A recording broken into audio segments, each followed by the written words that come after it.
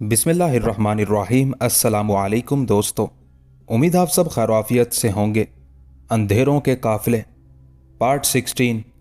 आखिर क्या कहना चाहते हो ठाकुर? सरदार नरसिंगा बुरी तरह झुंझलाया हुआ था। सरदार, क्या तुझे यकीन है कि यहाँ कोई दूसरा हमारी बातें नहीं सुनेगा? दरख्तों के एक तारीक झुंड में पहुंचने के बाद शुजाउद्दीन कामरान ने कहा, मेरी समझ में नहीं आता कि तुझे इतनी राजदारी की जरूरत क्यों पेश आ रही है। सरदार नरसिंगा के लहजे से तलखी का इजहार होने लगा था। वो बहुत नाजुक बातें हैं सरदार, बहुत नाजुक और बहुत संगीन। कामरान की आवाज से गंभीरता झलक रही थी। मैं नहीं चाहता कि कोई परिंदा भी मेरी गुफ्तगू सुन सके। यकायक नरसिंगा की सुर्ख आंखें कुशादा हो गई, घनेरी भवें खिंच गई और चौड़े माथे पर कई बल पड़ गए। फिर चीख कर बोला, यहां जो शख्स भी मौजूद है उसे मालूम होना चाहिए कि उसका सरदार तन्हाई चाहता है। वो 100 हाथ तक दूर चला जाए। उसके बाद सरदार नरसिंगा अपने हुक्म का रद्द अमल तलाश करने लगा। फिर जब कोई आहट या आवाज सुनाई नहीं थी तो वो कामरान से मुखातिब हुआ, तुमने देखा ठाकुर, अगर यहाँ कोई होता तो अब तक मुझे सजदा करने के बाद बहुत दूर जा चुका होता। ठीक है सरदार, मैं ऐसी ही तन्हाई चाहता था, शुजाउद्दीन कामरान ने कहा। उसका चेहरा पत्थर की तरह सख्त नजर आ रहा था। मैं तेरी अमानत तुझे वापस करने आया हूं नरसिंगा। यह कहकर कामरान ने अपनी तलवार नरसिंगा के कदमों में डाल दी। तूने मेरे हाथों में ताकत का यह निशान दिया था, मगर मेरे हाथ बहुत कमजोर थे नरसिंगा, इस अमानत का बोझ ना उठा सके। कामरान बहुत ज्यादा जज्बाती हो गया था। साफ बात कर ठाकुर, मैं लफ्जों का उलझाव पसंद नहीं करता। सरदार नरसिंगा भी अचानक बहुत संजीदा नजर आने लगा था। या तो मुझे मेरी दुनिया में वापस जाने दे या फिर इसी तलवार से मेरी गर्दन कलम कर दे। कामरान के लहजे में वही राजपूती आन बान थी। ठाकुर, तुझे क्या हो गया है? नरसिंगा भड़क उठा। क्या मेरे किसी आदमी ने कुछ कह दिया? तुझे क्या पता सरदार के किसने क्या कह दिया? शिद्दत जज्बात से कामरान की आवाज लरस रही थी। काश कहने वाले की जबान गल गई होती और सुनने वाले के कान फट गए होते। जिंदगी रहती ना रहती, मगर कम से कम इंसानों का एतबार तो रह जाता। सरदार, हम जानवरों से भी बदतर हैं। नरसिंगा हैरत से कामरान की तरफ देख रहा था। बस अब कह डाल ठाकुर कि मैं ज्यादा देर तक इस उलझाव को बर्दाश्त नहीं कर सकता। तू खूब जानता है कि मैं इंसानी जानों की तिजारत करता हूं, लफ्जों की नहीं। मुझे तेरी तरह घुमा फिरा कर बात करनी नहीं आती। मेरी कुव्वत बर्दाश्त का इम्तिहान ना ले। अगर मैंने अपना धीरज खो दिया तो सारे जंगल को आग लग जाएगी। शुजाउद्दीन कुछ देर तक खामोश खड़ा रहा। वो एक भयानक इंकशाफ करने के लिए मुनासिब अल्फाज ढूंढ रहा था, मगर जब वो आजिज आ गया तो उसने रास्ता बदलने की कोशिश की। यही बेहतर है सरदार कि मुझे यहां से चला जाने दे। कामरान अचानक बहुत ज्यादा शिकस्ता नजर आने लगा था। मैं नहीं चाहता कि मेरी वजह से तेरी हुकूमत में आग लग जाए और तेरे सकून की दुनिया में हर तरफ खूनख्वार शोले भड़क उठे। मेरी खामोश रुखसत ही इस खौफनाक वबा का इलाज है। बात तूने छेड़ी है ठाकुर, और तू ही इसे खत्म करेगा। अब नरसिंगा भी गजबनाक नजर आ रहा था।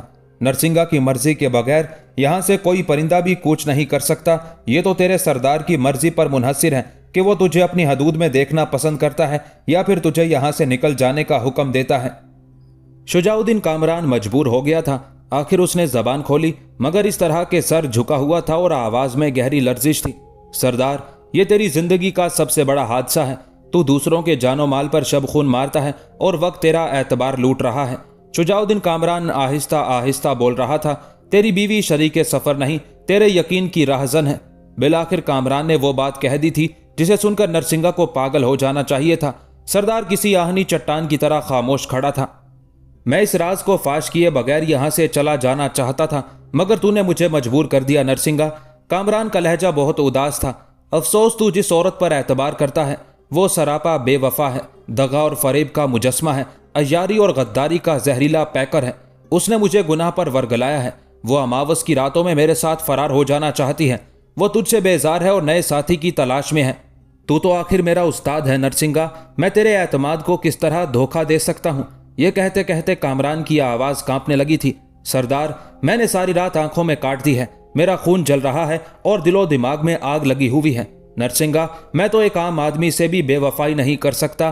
तेरी बीवी को किस तरह हवसनाक नजरों से देखूं? अमरपाली ने मुझे धमकी दी है कि उसकी एक चीख मेरे जिस्म को कई टुकड़ों में तकसीम कर देगी। इससे पहले कि सारा जंगल तेरी बीवी की चीख सुने, तू मेरा फैसला कर दे। या तो मुझे यहां से चला जाने दे या मेरे टुकड़े करके इसी जगह दबा दे, फिर किसी को पता नहीं चलेगा कि किसने किससे बेवफाई की। सरदार नरसिंगा कुछ देर तक हैरत और सकूत के आलम में खड़ा रहा, फिर उसके चेहरे पर वहशत सी बरसने लगी। ठाकुर, तू इस इल्जाम तराशी का अंजाम जानता है? नरसिंगा के लहजे में भेड़िए की सी गुर्राहट थी। हकीकत को इल्जाम समझता है नरसिंगा? शुजाउद्दीन कामरान के भी तेवर बदल गए थे। फिर तेरी सच्चाई पर कौन गवाही देगा? नरसिंगा के लफ्जों से पिघला हुआ लावा टपक रहा था। अमरपाली से पूछ, जिसे तू देवी समझकर पूछता है। शुजाउद्दीन कामरान ने भी मौत की आंखों में आंखें डाल दी थी। अचानक नरसिंगा जमीन की तरफ झुका और अपने पैरों के नजदीक पड़ी हुई तलवार उठा ली। अब यह तलवार ही इंसाफ करेगी। अमरपाली मुजरिम है तो मैं अपने हाथ से उसके खून का एक एक कतरा बहा दूंगा। सरदार नरसिंगा पागल हो गया था। मैं उसका गोश्त काट कर कुत्तों के आगे डाल दूंगा और उसके खूबसूरत चेहरे को इतना बिगाड़ दूंगा कि लोग अपनी बीवियों के पास जाते हुए डरेंगे। फिर इस जंगल के एक एक बसने वाले को मालूम हो जाएगा कि नरसिंगा का इंतकाम किस कदर भयानक होता है। सरदार की सांसें बेरब्त हो गई थी और वो किसी भैंसे की तरह हाँप रहा था। और अगर ठाकुर तूने गलत बयानी से काम लिया है तो फिर मैं तेरी लाश उस औरत के सामने फेंकाऊंगा जो अपने शोहर की मौत का मातम करते करते जवानी से बुढ़ापे की मंजिल तक आ पहुंची है। नरसिंगा को लोग जानते नहीं कि वो कैसा सफाक और कैसा बेरहम है। सरदार, मैं तुझे खूब पहचानता हूं। हर तरफ मौत के साए मंडला रहे थे, मगर शुजाउद्दीन कामरान के चेहरे पर खौफ और दहशत का हल्का सा अक्स भी नहीं था। मैंने एक एक हर्फ सच कहा है, फिर भी अमरपाली की गुमराहियों की दास्तान मुहज्जब अंदाज में बयान की है। अगर मैं तेरी बीवी के लहजे की सही अक्कासी कर देता तो बेवफाई के इस अफसाने को सुनकर तेरा दिल फट जाता। नरसिंगा, आ मेरे साथ। नरसिंगा ने जमीन पर थूक दिया और अपनी ख्वाबगाह की तरफ पलट पड़ा। शुजाउद्दीन कामरान भी किसी हिचकिचाहट के बगैर उसके साथ चल पड़ा।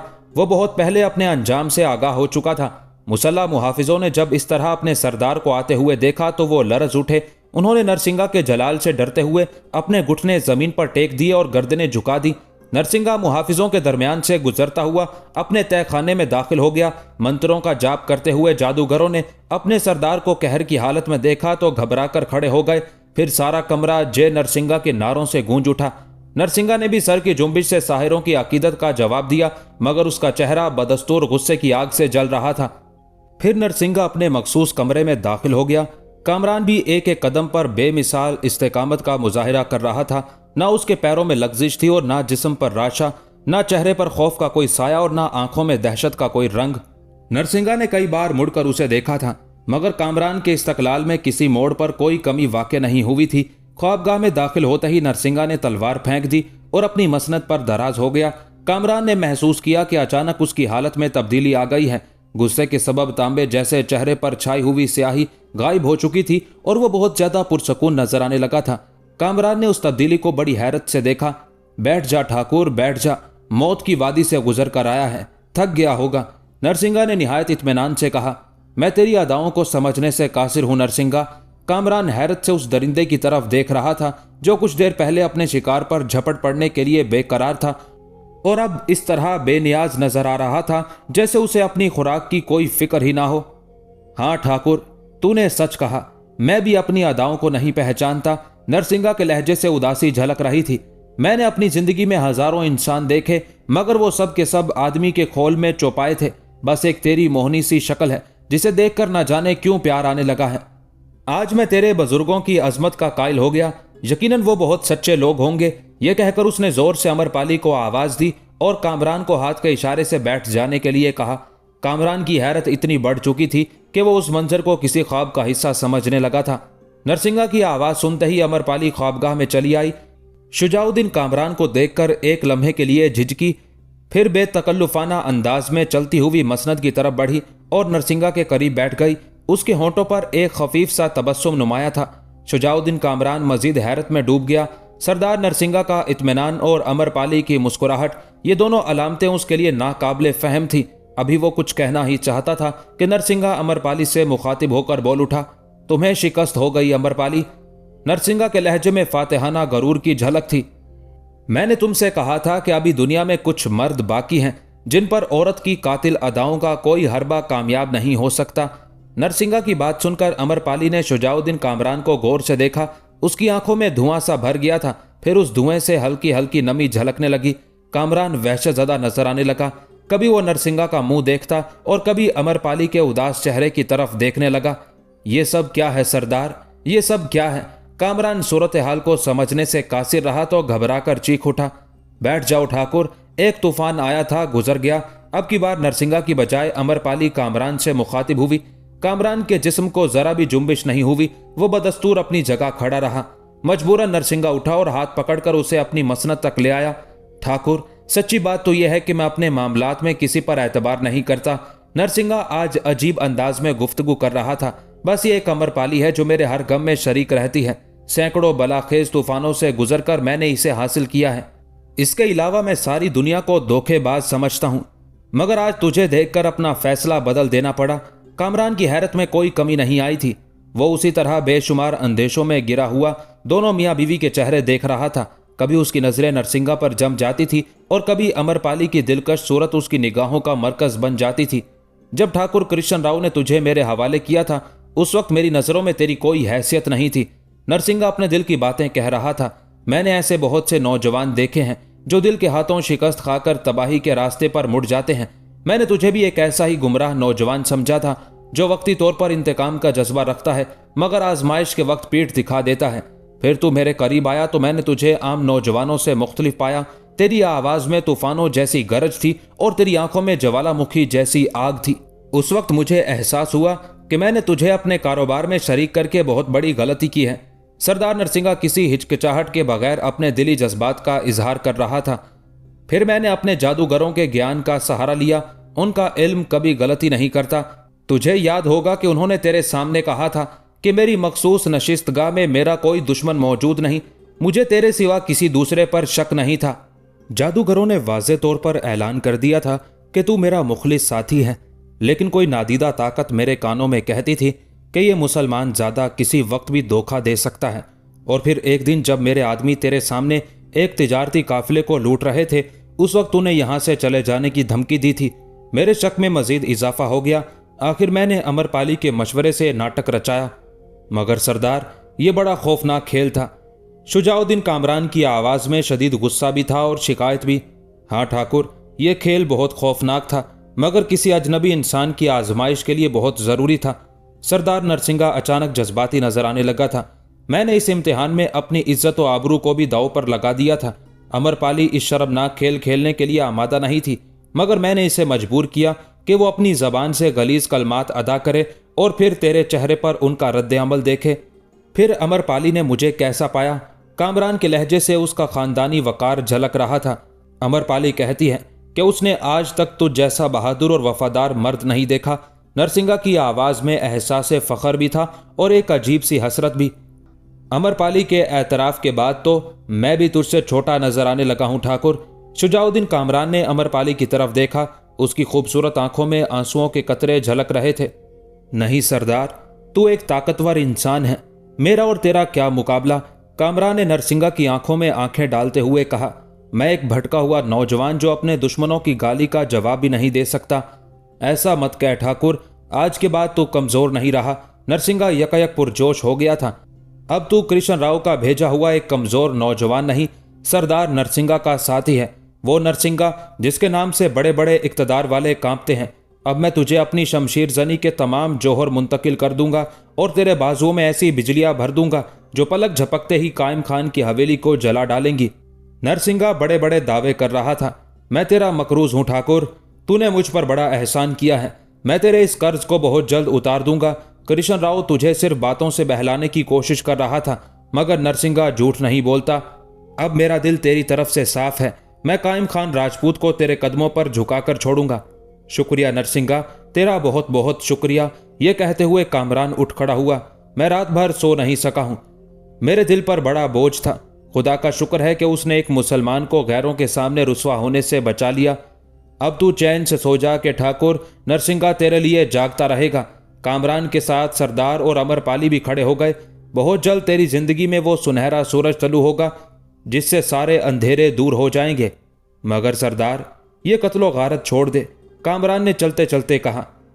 मैं उस दिन से डरता हूं कि कहीं कज़ा के अजल तेरी सांसों का सरमाया ना लूट ले। इसलिए ऐसे कारोबार से बाज आ, ये हलाकतों की तिजारत है नरसिंगा। बस ठाकुर, मुझे तेरी यही बात बुरी लगती है, नरसिंगा ने बिगड़ कर कहा, मगर उसके गुस्से में नफरत नहीं थी। मैं वहां पहुंच चुका हूं जहां से वापसी मुमकिन नहीं। नसीहतें मत कर के मुझे ऐसे अल्फाज अंगारे महसूस होते हैं। तू अपने रास्ते पर सफर कर और मुझे मेरे रास्ते पर जाने दे। कामरान के चेहरे पर नागवारी का एक हल्का सा रंग उभर कर डूब गया। फिर जैसे ही वो जाने के लिए मुड़ा, नरसिंगा ने उसे आवाज दी। कामरान रुककर सरदार की तरफ देखने लगा। नरसिंगा ने कमरे के फर्श पर पड़ी हुई तलवार उठाई और कामरान की तरफ बढ़ा दी। मैं अपनी ये अमानत तुझे दूसरी बार सौंप रहा हूं, नरसिंगा ने असर अंगेज लहजे में कहा। अब इसे अपने पास ही रखना। अगर कृष्ण राव पूछे तो कह देना कि सरदार ने इजाजत दे दी है। फिर नरसिंगा कामरान को छोड़ने के लिए तहखाने के दरवाजे तक आया। मुसल्ला मुहाफिजों ने अपने सरदार के चेहरे पर इत्मीनान की लहरें मौजन देखी तो उनके स्याह चेहरे भी खुशी से चमकने लगे। कामरान तलवार लिए हुए उस जगह पहुंचा जहां दीगर हथियारों का जखीरा था। कामरान ने अपनी शमशीर भी वहीं रख दी और बड़े मंदिर की तरफ रवाना हो गया। नरसिंगा की इजाजत के बावजूद वो कृष्ण राव के सामने खाली हाथ जाना चाहता था। कामरान मंदिर पहुंचा तो कृष्ण राव पुजारी राम स्वरूप के कमरे में मौजूद था। बूढ़ा राजपूत कामरान के परेशान चेहरे को देखकर मुस्कुराया। राय नईमुद्दीन के बेटे ने ठाकुर की उस जहरीली मुस्कुराहट को महसूस कर लिया था, मगर वो आंख बचाकर गुजर जाना चाहता था। कामरान को कुछ इसलिए भी जल्दी थी कि वो देवदासी शकुंतला को इंतहाई अजियतनाक फिजा में छोड़कर जंगल की तरफ गया था। इसलिए अब उसकी ख्वाहिश थी कि वो किसी भी तरह शकुंतला तक पहुंच जाए और एक शिकस्ता हाल औरत को गम की उस नई कैद से निजात दिला दे। क्या बात है रायजादा, कृष्ण राव ने उसे रोकते हुए कहा। आजकल जंगल में तुम्हारा जी नहीं लग रहा है। दिन के उजाले में इस तरह लौट आना कुछ अजीब सा लग रहा है। बूढ़ा राजपूत बड़े सर्द लहजे में तंज कर रहा था। कामरान के सीने में आग सी लग गई थी, मगर उसने बूढ़े ठाकुर के उस वार को हंसकर बर्दाश्त किया। रात मां की याद आ गई थी, इसलिए सो नहीं सका। अभी तुम्हें कुछ दिन और उन यादों का जहर बर्दाश्त करना होगा, कृष्ण राव ने मुनाफिकाना संजीदगी इख्तियार करते हुए कहा। मैं तुम्हारे ही भले के लिए कह रहा हूं। किस्मत तुम पर मेहरबान है, वरना बहुत से लोग इसी अरमान में मर गए कि उन्हें सरदार नरसिंगा जैसे जंगजू की सोहबत मुयस्सर आ जाए। वो बड़ा माहिर शमशीरजन है, उसे जो कुछ सीखना है जल्द सीख लो। पारे की तरह नरसिंगा के मिजाज का भी कुछ पता नहीं चलता। सीख रहा हूं ठाकुर, कामरान ने बात टालने की कोशिश की। कृष्ण राव की अय्यार नजरों ने कामरान के चेहरे के पीछे छुपी हुई बेजारी को महसूस कर लिया था। तुम्हारी माँ आजकल बहुत परेशान रहती है। कृष्ण राव ने जाविया बदलकर कामरान को अजियत पहुंचाने की कोशिश की। कल ही मैंने अपने आदमियों को उसकी खैरियत दरियाफ्त करने के लिए भेजा था। ठाकुर, क्या तुम्हारे आदमियों ने माँ से मेरे मुतालिक कुछ कहा था? कामरान ने कृष्ण राव की बात काटते हुए कहा। उन्होंने क्या जवाब दिया? एक बिछड़े हुए बेटे की बेकरारी नाकाबिले बयान थी। क्या तू मुझे इस कदर अहमक समझता है? कृष्ण राव ने कदरे नागवार लहजे में कहा। अगर मेरे आदमी तेरे हवाले से बात करते तो वो गमजदा औरत उनसे उलझ जाती और फिर नया हंगामा खड़ा हो जाता। फिर तुमने किस तरह उनकी खैरियत दरियाफ्त की थी? कामरान की आवाज में हल्की सी लर्जिश थी। मेरे आदमियों ने करीब से जाकर उसे देखा था, कृष्ण राव ने मुतमईन अंदाज में कहा। वो ठीक है, चलती फिरती है, खाती पीती है, उसे कोई बीमारी लाहक नहीं। कृष्ण राव के लहजे में ऐसी नश्तरियत पोशीदा थी कि शुजाउद्दीन कामरान के दिलो जिगर कट कर रह गए। अभी वो कुछ कहना ही चाहता था कि कृष्ण राव की आवाज दोबारा उभरी, मगर मेरे आदमी ये भी कह रहे थे कि वो रोती बहुत है। चंद लम्हों के लिए कामरान के सीने में सांस घुट कर रह गई। उसने पूरी कुव्वत से कृष्ण राव के जानलेवा वार को बर्दाश्त किया। अगर तुझे अपनी मां के आंसुओं को रोकना है तो जल्द से जल्द अपने बाजुओं में ताकत पैदा कर, कृष्ण राव ने एक बार फिर तुंदो तेज लहजे में कहा। वक्त तेजी से गुजरता जा रहा है और तूने अभी तक अपने आप को वक्त के साथ हम आहंग नहीं किया है। कामरान, एक एक लम्हे को गनीमत समझ। अगर तेरा बूढ़ा ठाकुर दुनिया से उठ गया तो फिर तुझे यहां पूछने वाला कोई नहीं होगा। कामरान ने कोई जवाब नहीं दिया। वो खामोशी के साथ अपने कमरे की तरफ बढ़ गया। कामरान के जाते ही कृष्ण राव के चेहरे पर शैतानी खबासत के बादल बरसने लगे। उसने पुजारी राम स्वरूप से मुखातिब होते हुए कहा। सरदार नरसिंगा ने मुझे इत्तला दी है कि अछूतजादा अभी तक कत्लो गारत के खेल में शरीक नहीं हो सका है। आला नस्ल के हिंदू, ब्राह्मण और राजपूत अभी तक मुसलमानों को अछूत कहकर पुकारते थे। कृष्ण राव ने भी तन्हाई पाते ही अपने दिल का तमाम जहर होंठों से टपका दिया था। वो यहाँ इस तरह जिंदगी बसर कर रहा है जैसे किसी ममलुकत का हुक्मरान हो। अगर ठाकुर उसने आपकी बात नहीं मानी, पुजारी राम स्वरूप ने सर्द लहजे में सवाल किया, उसी दिन इसका किस्सा पाक हो जाएगा। गुस्से से बूढ़े राजपूत का जिस्म कांपने लगा था। क्या ये दौलत इसके बाप ने छोड़ी है जो बेदरे खर्च की जा रही है? पुजारी, तू तो जानता है कि तेरा ठाकुर कभी घाटे का सौदा नहीं करता। राम स्वरूप ने इताअत के अंदाज में सर झुका दिया। वो यहां से उस वक्त तक बाहर नहीं जा सकता जब तक 2-4 इंसानों को कत्ल ना कर दे। कृष्ण राव के बदन का लर्जा कुछ और बढ़ गया था। 2-4 दिन का लड़का नरसिंगा जैसे जहांदीदा शख्स को बेवकूफ बना रहा है। राम स्वरूप, ये बात मेरे लिए बहुत तकलीफदेह है। मैं इस सूरत हाल को ज्यादा दिन बर्दाश्त नहीं कर सकता। सच कहा ठाकुर। राम स्वरूप का लहजा गुलामाना था। इस अछूत की वजह से हमारी इबादत गाह भी नापाक हो रही है। पुजारी ने नए अंदाज से जहर उगला। हाँ राम स्वरूप, मैं खूब जानता हूं। शिद्दत गजब से कृष्ण राव की आवाज कांप रही थी। बस कुछ दिन और इंतजार कर ले, अनकरीब मैं इस गिलाजत को साफ कर दूंगा। शुजाउद्दीन कामरान अपने कमरे में पहुंचकर बिस्तर पर दराज हो गया। वो शदीद थकन के बायस सो जाना चाहता था, मगर अचानक उसे शकुंतला की बेकरारियों का ख्याल आ गया। कामरान तेजी से उठा और अपने कमरे से निकलकर देवदासी के कमरे की तरफ बढ़ गया। फिर उसने बाहर ठहरकर दरवाजे पर दस्तक दी। अंदर से कोई आवाज नहीं आई। कामरान के हाथों को दोबारा जुम्बिश हुई। इस मर्तबा दस्तक की आवाज तेज थी। शकुंतला जो अपने कमरे के गोशे में बैठी कामरान के लिए दुआएं कर रही थी, उस नावक्त मुदाखलत पर बरहम हो गई।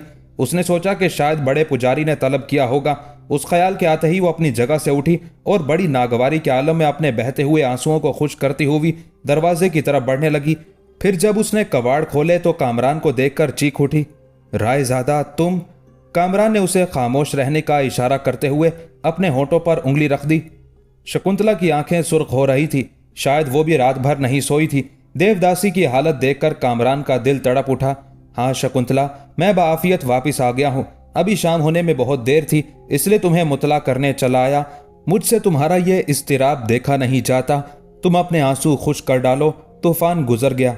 शकुंतला ने बैक वक्त गम और खुशी की कैफियत से दो चार होते हुए दरवाजे से सर टेक दिया। अब कोई दूसरा तूफान तो नहीं आएगा। शकुंतला की आवाज भी आंसुओं के असर से भीग गई थी। दूसरे तूफान के खौफ से खुशी के इन लम्हों को अपने ऊपर क्यों हराम करें? कामरान ने कहा, अपने आप पर काबू रखो। ठाकुर कृष्ण राव पुजारी राम स्वरूप के कमरे में मौजूद हैं। वो तुम्हारी ये हालत देखकर किसी शुबहे का शिकार भी हो सकता है। बस अब मैं जा रहा हूं। यह कहकर कामरान पलट आया। उसने शकुंतला की मध्यम सी आवाज सुनी, रायजादा, खुदा तुम्हारी हिफाजत करे। रात के पिछले पहर देवदासी कामरान के कमरे में दोबारा दाखिल हुई। कामरान उसे तमाम वाकयात सुनाता रहा। इस दौरान शकुंतला खामोश बैठी रही। उसकी खूबसूरत पेशानी पर लकीरें उभर उभर कर मिटती रही। फिर जब कामरान चुप हो गया तो उसने थके हुए लहजे में कहा, नरसिंगा कुछ भी कहे वो एतबार के काबिल नहीं। कज़ाकों का वादा ही क्या, जुल्म उनका मजहब, तशद्दुद उनका मसलक, रहजनी उनका पेशा, कत्ल उनकी रस्में, बदअहदी उनका रिवाज। कुछ भी सही, मगर इस वाक़ये के बाद नरसिंगा के रवैये में बड़ी तब्दीली आई है। कामरान ने जवाबन कहा, मैं उसे अपना दोस्त नहीं समझता, लेकिन हालात के इस मक्तल में नरसिंगा की आर्जी रफाकत भी जरूरी है। अगर मैं सरदार के वजूद को यकसर नजरअंदाज कर दूं तो फिर कृष्ण राव मेरे जिस्म के साथ रूह तक को जकड़ लेगा। यह कहकर कामरान ने शकुंतला को कृष्ण राव से मुलाकात का हाल भी सुना दिया। देवदासी घबरा गई। उसने कुछ कहना चाहा, मगर फौरन ही अपने होठों को चबाने लगी, जैसे कोई बात कहते कहते जबरन खामोश हो गई हो। कामरान ने शकुंतला की उस कैफियत को महसूस कर लिया। देवदासी के चेहरे पर शदीद जहनी कश्मकश का रंग नुमाया था। तुम कुछ कहना चाहती हो? कामरान ने शकुंतला का झुका हुआ सर देखकर कहा। नहीं। देवदासी का जवाब मुख्तसर था, मगर वो अपनी आवाज की थरथराहट को पोशीदा रखने में कामयाब ना हो सकी। तुम किसी मसलहत या उलझन का शिकार हो देवदासी, कामरान ने कहा। तुम अपनी जबान से देवदासी क्यों कहते हो? शकुंतला ने बात का रुख मोड़ने के लिए कहा। देवदासी तो बहुत पहले मर चुकी थी। कल रात मैंने उसे अपने हाथों से दफन कर दिया। फिर मेरे माजी का वो हवाला क्यों? इससे कोई फर्क नहीं पड़ता। देवदासी एक खूबसूरत लफ्ज है, इससे औरत का एहतराम जाहिर होता है, कामरान ने सादगी से कहा। देवदासी, यकायक शकुंतला के होंठ जल उठे। पहले चेहरा सुर्ख हुआ और फिर मस्क नजर आने लगा। कामरान, तुमने इस खूबसूरत लफ्ज का गिनाउना पसे मंजर नहीं देखा। हिंदू मजहब में औरत का एहतराम। जरा इन हंगामों से निजात मिल जाए, फिर तुम्हें इस लफ्ज का मफहूम बताऊंगी। शकुंतला की आंखों से चिंगारियां बरसने लगी थी। कामरान ने बिगड़ी हुई सूरत हाल को संभालने की कोशिश की। ये फजूल बहस नाहक दरमियान में आ गई। तुम मुझे वो बात बताओ जो तुम्हारी जबान तक आते आते दम तोड़ देती है। कुछ नहीं ठाकुर, कुछ नहीं।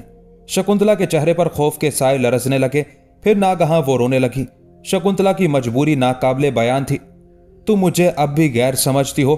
कामरान के होंठों पर हरफे शिकायत उभर आया। खुदा के लिए मेरी मजबूरियों से मेरे जज्बात का अंदाजा ना करो। शकुंतला के अश्कों की रवानी तेज हो गई। मैं ज्यादा दिन का मेहमान नहीं हूं शकुंतला। कामरान भी उदास हो गया था। इससे पहले कि मैं तुमसे बिछड़ जाऊं, अपने दिल का एक एक बोझ उतार दो, फिर ना कोई सुनने वाला होगा और ना कोई दामन आगे बढ़ाने वाला। मंदिर की ये संगलाख जमीन तुम्हारे आंसुओं को जज्ब नहीं कर सकेगी। मत करो बिछड़ने की बातें। शकुंतला के चेहरे पर नया रंग आ गया। कोई किसी से मिला ही कब है जो बिछड़ जाएगा। ये भी बहुत है शकुंतला, इस एक लम्हे की भी कदर करो। कामरान ने देवदासी के दिल पर रंजो अलम के छाए हुए गुबार को धोने की कोशिश की। अगर मुझे यकीन हो जाए कि मेरी बातें सुनकर तुम अपने दुश्मनों से उलझ नहीं जाओगे तो फिर मैं एक एक राज फाश कर दूंगी। शकुंतला ने जवाबन कहा, तुम्हारा यह खौफ मेरा कातिल भी हो सकता है। कामरान के एक एक लफ्ज में शिकायतों का तूफान छुपा हुआ था। तुम्हारी ये मोहतात मोहब्बत मुझे किसी नए हादसे से भी दो चार कर सकती है। जब जिंदगी के हर मोड़ पर एक नया महाजे जंग खुल जाए तो फिर मसलहत और राजदारी कुछ काम नहीं आती। हम मुसलमान हैं और हमारे अकीदे के मुताबिक मौत का एक वक्त मुकर्रर है। वक्त से पहले अपनी मौत को कबूल कर लेना हमाकत भी है और बुज़दिली भी। तुम्हें यकीन आ जाना चाहिए कि मैंने अपने आप को बड़ी हद तक बदल डाला है। कोई शर्मनाक मशवरा कबूल नहीं करूंगा और असूलों पर किसी किस्म की सौदेबाजी नहीं होगी। इसके अलावा जो चाहो कह डालो, पूरे तहम्मुल से सुनूंगा और उस पर अमल भी करूंगा कि आखिर तुम मेरी अपनी हो।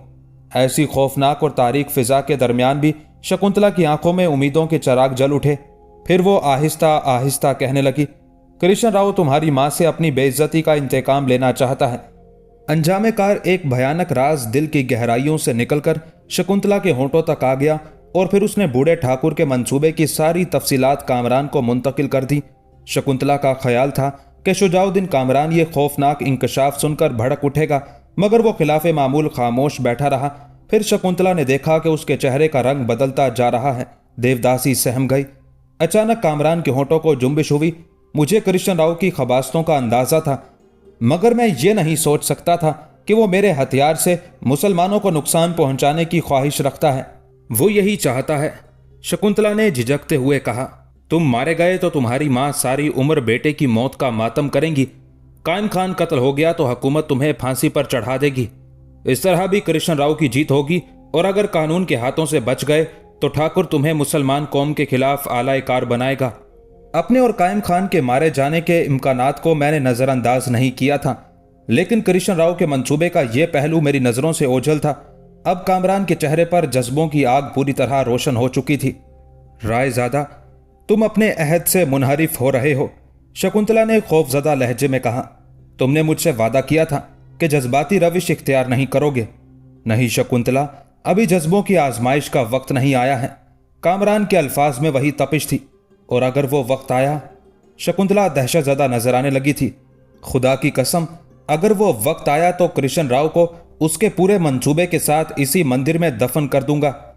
आने वाला दिन कामरान के लिए एक नई तब्दीली लेकर आया। नरसिंगा उस पर बहुत ज्यादा मेहरबान नजर आ रहा था। नरसिंगा ने एक नए अंदाज से उसकी जंगी तरबियत शुरू कर दी थी। तकरीबन 3 माह बाद कामरान अपने बाजुओं में नई ताकत महसूस कर रहा था। शाहसवारी और तीरंदाजी के मुकाबलों में वो नरसिंगा के तमाम माहिरीन को शिकस्त दे चुका था। बस अब शमशीर जनी का मुकाबला बाकी था। एक दिन नरसिंगा ने अपने मुहाफिजे खास शपारा को तलब किया और दीगर पहरेदारों के सामने कामरान की तरफ इशारा करते हुए कहा, शपारा, मैं चाहता हूं कि तू ठाकुर की तलवार तोड़ दे, मगर ख्याल रखना कि उसके जिस्म पर कोई खराश ना आए। फिर नरसिंगा शुजाउद्दीन कामरान से मुखातिब होकर बोला, ठाकुर, ये मेरा सबसे पुराना साथी है कि तू इसकी तलवार के टुकड़े कर दे। फिर कामरान और शपारा में मुकाबला शुरू हो गया। लोहे से लोहा टकराया तो फिजा में चिंगारियां रक्स करने लगी और हर तरफ मौत के साज की झनकार सुनाई दे रही थी। यह मुकाबला बहुत देर जारी रहा। दोनों के जिस्म पसीने से शराबूर थे। इस दौरान शपारा और कामरान की कई तलवारें टूटी। शर्त यह थी कि तलवार टूटे बगैर किसी एक फरीक के हाथ से निकल जाए। आखिर एक तवील कशमकश के बाद कामरान शपारा पर गालिब आ गया। शपारा की तलवार हाथ से छूटकर दूर जा गिरी थी। एक दायरे में खड़े हुए मुहाफिजों के मुंह से हल्की हल्की चीखें निकल गई। वो लोग अपने साथी की शिकस्त पर बहुत उदास नजर आ रहे थे, मगर नरसिंगा और अमरपाली के चेहरों पर खुशी का गहरा रंग था। शाबाश ठाकुर, तूने नरसिंगा की शागिर्दी का हक अदा कर दिया, सरदार ने चीख कर कहा। और शापारा, तुझ पर भी आफरीन है कि तू खूब लड़ा। दोनों में से ना कोई हारा ना कोई जीता कि तुम दोनों नरसिंगा के बाजू हो। उसके बाद नरसिंगा ने तलवार तलब की और कामरान की तरफ बढ़ा दी। ठाकुर, तेरा आखिरी मुकाबला मुझसे होगा। कामरान चंद लम्हों तक हैरत से देखता रहा, फिर उसने झुककर अपनी तलवार नरसिंगा के कदमों पर रख दी। सरदार, मुझे बार बार मत आजमा। कामरान जज्बाती हो गया था। तू मेरा उस्ताद है, मैं तुझसे मुकाबले का तसव्वुर भी नहीं कर सकता। नरसिंगा ने अपने दोनों हाथ कामरान के शानों पर रख दिए। ठाकुर, दुनिया में कोई शख्स इस तरह अपना हुनर दूसरों को नहीं सिखाता, मगर देवी गवाह है कि मैंने तुझे अपना सब कुछ दे दिया। मैं तेरा शुक्रगुजार हूं नरसिंगा। कामरान के लहजे से शदीद जज्बाती कैफियत का इजहार हो रहा था। कल चांद की आखिरी रात है। नरसिंगा खिलाफ तवक्को एक अजीब बात कह रहा था। उस अंधेरे से फायदा उठा और अपने दुश्मनों से भरपूर इंतकाम ले ले। कामरान को अपनी समात पर यकीन नहीं आ रहा था। अब तेरे हाथों में इतनी ताकत आ गई है कि कायम खान का सर आसानी से अपने कदमों में झुका सकता है। नरसिंगा ने कामरान की हैरत दूर करते हुए कहा, अगर कायम खान के आदमियों ने तेरा रास्ता रोका तो मेरे भेड़िए करीब ही मौजूद होंगे। वो उसे इस तरह फाड़ डालेंगे कि पहचाना नहीं जाएगा। फिर जब एक सरशारी के आलम में कामरान बड़े मंदिर पहुंचा और उसने कृष्ण राव को नरसिंगा के फैसले से आगाह किया तो बूढ़ा ठाकुर गुस्से से पागल हो गया। नरसिंगा कौन होता है तुझे इजाजत देने वाला? कृष्ण राव के मुंह से कफ उड़ रहा था। तू मेरे हुक्म का पाबंद है और मेरा ताजा हुक्म यह है कि जब तक तेरे हाथ कम से कम 7 इंसानों के कत्ल से रंगीन नहीं हो जाएंगे, उस वक्त तक तू मंदिर से बाहर नहीं जा सकता। शुजाउद्दीन कामरान हैरत से कृष्ण राव का मुंह देखने लगा। यह कैसे मुमकिन है ठाकुर? कामरान के होंठों से अल्फाज टूट टूट कर अदा हो रहे थे। मैं और बेगुनाह इंसानों का कत्ल करूं, यह कैसा मुतालबा है ठाकुर? नरसिंगा ने तुझसे कहा था कि तू उसके कारोबार में शरीक हो जा, मगर तूने इनकार कर दिया। यह एक बड़ी बगावत है जिसे बर्दाश्त नहीं किया जा सकता। कृष्ण राव गजबनाक लहजे में बोल रहा था। मैंने नरसिंगा से कह दिया था कि मैं उसकी जालिमाना तिजारत में शरीक नहीं हो सकता। शुजाउद्दीन कामरान भी कृष्ण राव से सख्त लहजे में बात करना चाहता था, मगर उसने मसलहत से काम लिया और अपनी आवाज को ज्यादा बुलंद नहीं होने दिया। नरसिंगा ने दूसरी बार मुझे अपने गैर इंसानी कारोबार में शरीक होने की दावत नहीं दी। उसने मेरा मुतालबा तस्लीम कर लिया है। नरसिंगा कौन होता है तेरा मुतालबा तस्लीम करने वाला? कृष्ण राव का गुस्सा बढ़ता ही जा रहा था। शुजाउद्दीन कामरान एक बार फिर हैरत से बूढ़े ठाकुर की तरफ देखने लगा। और फिर एक गुलाम का मुतालबा ही क्या? आखिर कृष्ण राव के सीने में दबी हुई नफरतें उसकी जबान तक आ गई। गुलाम? कामरान ने पूरी ताकत से चीखते हुए कहा, मैं और तेरा गुलाम? क्या तू पागल हो गया है ठाकुर? मैंने कब तेरी गुलामी की दस्तावेज पर दस्तखत किए हैं? कामरान का पूरा वजूद गुस्से की आग से जल उठा था। मैं तुझे हमेशा के लिए खरीद चुका हूं। राय नाइमुद्दीन जीशान के गैरतमंद बेटे। शिद्दत गजब से कृष्ण राव कांपने लगा था। मैंने बहुत पहले तेरी कीमत अदा कर दी है। अब मैं तेरे जिस्म और तेरी ख्वाहिशात पर पूरा इख्तियार रखता हूं। मुझे हक है कि तुझे जिस तरह चाहूं इस्तेमाल करूं। बूढ़ा ठाकुर आपे से बाहर हो गया था और शुजाउद्दीन कामरान जैसे सरकश नौजवान से एक आका के लहजे में बात कर रहा था। अपनी आवाज नीची रख ठाकुर। कामरान की आंखों में खून उतरने लगा था। मैं अपने अंदर किसी गैर इंसानी आवाज को बर्दाश्त करने की ताकत नहीं रखता और तू एक बार अपने अल्फाज पर भी ठंडे दिल से गौर कर ले। मेरे और तेरे दरमियान बराबरी का रिश्ता है। अगर आइंदा तूने मेरी गुलामी और अपनी आकाइयत का हवाला दिया तो फिर हालात इस हद तक बिगड़ जाएंगे कि फिर कभी उनकी इस्लाह नहीं हो सकेगी। मैं कल हर सूरत में कायम खान राजपूत और काजी मादुद्दीन से मिलने जाऊंगा। मेरे बढ़ते हुए कदमों को दुनिया की कोई ताकत नहीं रोक सकती। यह कहकर शुजाउद्दीन कामरान अपने कमरे की तरफ चला गया।